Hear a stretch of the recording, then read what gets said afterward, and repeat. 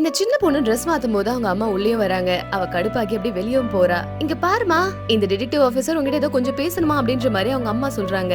நான் இங்க ஸ்கூல் கிளம்பிட்டு இருக்கேன், உங்களுக்கு புரியலையா அப்படின்ற மாதிரி அவங்க கிட்ட சொல்லிட்டு அங்க இருந்து எரிச்சலா கிளம்புறா. ஆனா அந்த ஆபீசர்ஸ் ஒரு நிமிஷம் பேசணும் அப்படின்ற மாதிரி கேக்குறாங்க. நேத்து நைட்டு இந்த பொண்ணு லேட்டா வீட்டுக்கு வந்திருக்கா அப்படின்றதையும் இந்த ஆபீசர் கண்டுபிடிச்சிருக்காரு. அதே நைட்டு அவங்க அப்பா மேல பயங்கரமான அட்டாக்கும் நடந்திருக்கான். அவரோட ரகசிய உறுப்புல பலத்த காயமும் ஏற்பட்டு ஹாஸ்பிட்டல்லயும் சேர்த்திருக்காங்களாம். இப்படியே அந்த போலீஸ் அந்த பாப்பா கிட்ட போட்டோயும் கட்டுறாங்க. ஆபீசர் இந்த விஷயத்தை பத்தி அந்த பாப்பா கிட்ட சொல்றப்ப அவளோட ரியாக்ஷன் ரொம்பவே எல்லாருக்குமே ஷாக்கா இருந்தது. அவ கொஞ்சம் கூட அப்படியே கவலைப்படாம நிக்கிறா. அவர் செத்துட்டாரா இல்ல பொழைச்சிடுவாரா, ச்சே பேட் லக் அப்படின்ற மாதிரி ரியாக்ஷனும் கொடுக்கறா. அப்பா சாகலன்னு தெரிஞ்சதுமே அவளுக்கு ஏமாற்றமாவும் இருக்கு. நேத்து நைட்டு ஒரு பையன் கூட டேட்டிங்கும் போயிட்டு இருந்தேன் அப்படின்ற மாதிரி இந்த பொண்ணு சாக்கோ சொல்றா. உண்மையிலேயே இந்த சின்ன பொண்ணு ஒரு திருநங்க, ஒரு டிரான்ஸ்ஜெண்டர் பையன் உடம்புல இருக்கிற ஒரு பொண்ணுன்னே சொல்லலாம். இந்த பொண்ணுக்கு ஜெண்டர் டிஸ்போரியான்ற பிரச்சனை இருக்கு. அவ தன்னை எப்பவுமே பொண்ணாதான் நினைச்சா.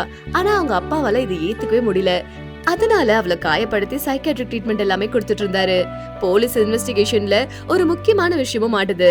அவங்க அப்பா அட்டாக் பண்ணப்பட்ட இடத்துல ஒரு விஷயமும் கிடைக்குது. அப்பா அடிபட்ட இடத்துல ஒரு ஃபேக்கான ஃபிங்கர் நெயிலும் கிடைச்சிருக்கு. இதனால போலீஸ்க்கு இவ மேல சந்தேகம் இன்னும் அதிகமும் ஆகுது. போலீஸ் அவளோட ஸ்கூலுக்கும் போறாங்க. அவ ஸ்கூல்ல விசாரிக்கும் போது டீச்சரும் சொல்றாங்க இவளுக்கு ரொம்பவே முரட்டுத்தனமான குணமும் இருக்கு அப்படின்ற மாதிரி. யாராவது அவளை கிண்டல் பண்ணா சும்மாவே விட மாட்டா அப்படின்ற மாதிரி சொல்றாங்க. தன்னோட அடையாளத்துக்காக அவ எவ்வளவு வெறித்தனமா சண்டை போடுறா அப்படின்றத பார்த்துட்டு போலீஸும் அவளோட இமெயில் கால் ரெக்கார்ட்ஸ் எல்லாத்தையுமே செக் பண்ண போறதா மிரட்ட ஆரம்பிக்கிறாங்க. வேற வழி இல்லாம இவளும் உண்மையை ஒத்துக்க ஆரம்பிக்கிறா. நான் தான் அதை பண்ண, எங்க அப்பாவை கொல்ல ட்ரை பண்ணது நான் தான் அப்படின்ற மாதிரி அந்த குற்றத்தையும் ஒத்துக்கிறா. கேஸ் முடிஞ்சதுன்னு எல்லாரும் நினைக்கும் போது கேப்டனுக்கு மட்டும் ஒரு சந்தேகமும் வருது. ஒரு சின்ன பொண்ணு எப்படி ஒரு பெரிய மனுஷன் இந்த அளவுக்கு அடிச்சு ஹாஸ்பிட்டல்ல போட முடியும் அப்படின்ற மாதிரி. இதுக்கு பின்னாடி ஏதோ ஒரு பெரிய நெட்வொர்க் இருக்கு அப்படின்ற மாதிரி நினைக்கிறாரு. இந்த பொண்ணோட லாக்கரை செக் பண்ண போது அங்க சட்டவிரோதமா வாங்கப்பட்ட ஹார்மோன் மாத்திரைகள் எல்லாம் பாக்குறாரு.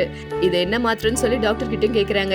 இது திருநங்கை குழந்தைங்க அவங்களோட பருவகால மாற்றமான பியூபர்ட்டியை தடுக்கிறதுக்காக சாப்பிடுற ஒரு ஹார்மோன் பிளாக்கர் மாத்திரை அப்படின்ற மாதிரி சொல்றாங்க. இத வச்சு போலீஸும் ஒரு ஃபார்மாட்டிக்கல் தெஃப்டும் கண்டுபிடிக்கிறாங்க.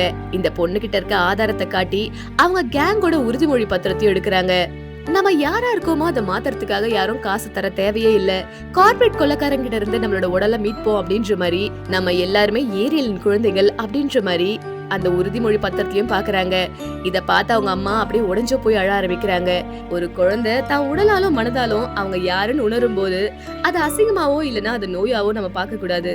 அவங்கள காயப்படுத்தி நம்ம மாத்தணும்னு நினைக்கிறது அவங்கள தவறான பாதைக்கு தான் கண்டிப்பா கூட்டிட்டு போகும்.